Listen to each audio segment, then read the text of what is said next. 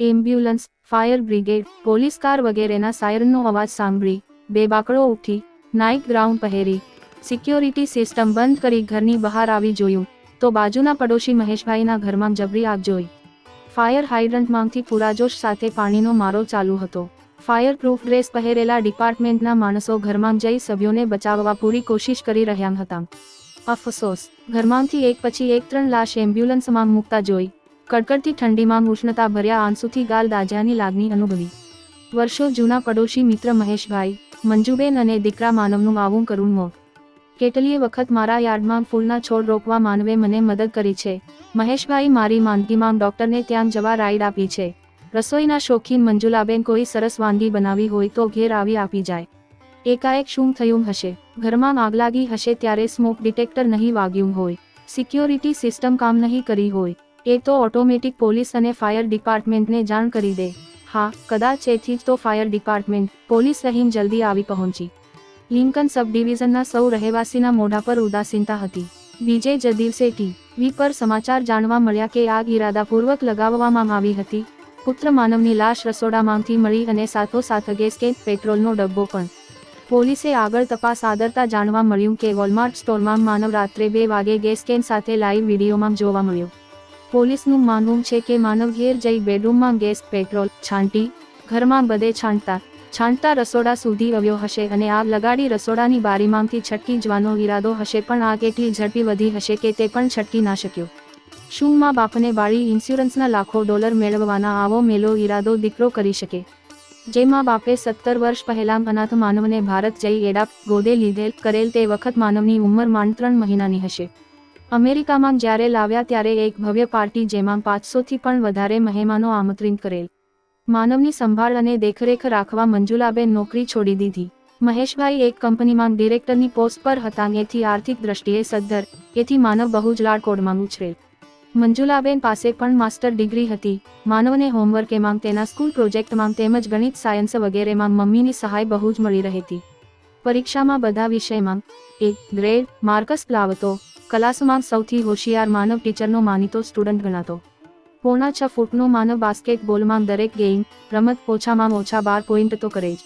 મહેશભાઈ મંજુલાબેન બંને માનવ સ્કૂલમાં એક ઓનર સ્ટુડન્ટ છે એ જાણી ઘણું જ ગૌરવ લેતા. મંજુલાબેન કહેતા, મહેશ, આપણને કોઈ સંતાન નથી થયું એનો કોઈ હરખ શોક નથી. ગયા જન્મની લેણ દેણ કંઈક બાકી હશે એથી ઈશ્વરે આપણને દીકરાથી પણ વિશેષ એવો માનવ આપ્યો. હે ઈશ્વર, અમો તારા ઘણા જ ઋણી છીએ. આપની સાથે માનવ નિયમિત શનિ રવિ મંદિરે આવે છે.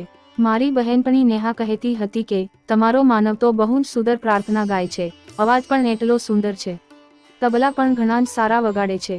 મંદિરમાં સૌ એને માનવ ભગત કહીને બોલાવતા. બેટા માનવ, તારો રિપોર્ટ જોયો, આ વખતે કેમ 2 સબ્જેક્ટમાં B ગ્રેડ? કાની ટીચરની ભૂલ તો નથી થઈને? મંજુલાબેને શાંત સ્વરે પૂછ્યું. માનવ જવાબ આપ્યા વગર એના રૂમમાં જતો રહ્યો. મંજુલાબેન કશી આગળ ચર્ચા ના કરી. બેટા, તારી તબિયત તો સારી છે ને? માનવના બંધ બારણામાંથી કંઈ જવાબ ન મળ્યો. દિન પ્રતિદિન પરિસ્થિતિ બગડતી ગઈ. ગ્રેડ ઓછા આવવા લાગ્યા. શું થઈ ગયું માનવને? મા બાપની ચિંતા વધી ગઈ. બહુ જ શાંતિથી કામ લેવું પડશે. ટીનેજ એવી વય છે કે કશી ગતાગમ ના પડે છતાં બધું જ સમજે છે એવું માની લે. મા બાપ ખોટા, પોતે સાચા, અને એનું નામ ટીનેજર.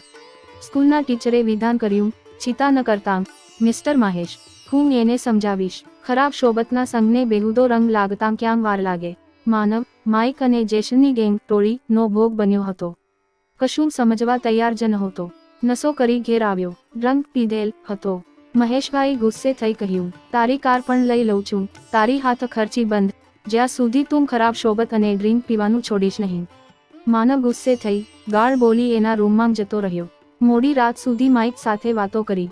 માઇકે કહ્યું, યાર, તું એકનો એક છે, મા બાપ ગયા પછી બધી મિલકત તારી જ. તો યાર, હું આ મા બાપથી કંટાળી ગયો છું. એ જ રાતે રાતના 2 વાગે ઉઠી મહેશભાઈની કારની ચાવી ઉઠાવી ચૂપચાપ ગેરેજમાંથી ગેસ કેન લઈ કારમાં નીકળી પડ્યો. ગેસ પેટ્રોલ લેવા. વિનાશકાળે વિપરીત બુદ્ધિ. ફ્યુનરલ હોમ ખીચોખીચ હતું. મહેશભાઈ, મંજુલાબેન અને માનવ ત્રણેના બોડી એટલા બળેલા હતા કે ત્રણેના શવ કોફિનમાં ચાદરથી ઢાંકવા પડ્યા. મહારાજે ધાર્મિક વિધિ પૂરી કરી બાદ નજીકના મિત્રોએ શ્રદ્ધાંજલિ આપતા પ્રવચનો કર્યા. પછી એક લાઇનમાં ફૂલ રાખી માનવ દેહને છેલ્લી વિદાય આગળ ધપતા હતા. છેલ્લી બેન્ચમાં બેઠાં મેં પાછળથી કોઈને બોલતા સાંભળ્યા. જોયું, દયા ડાકણને ખાઈ ગઈ. No, I am not agree with your statement. ના, હું તમારા વિધાન સાથે સહમત નથી. એમણે તો એક અનાથને આશરો આપી માનવતાનું કાર્ય કર્યું હતું.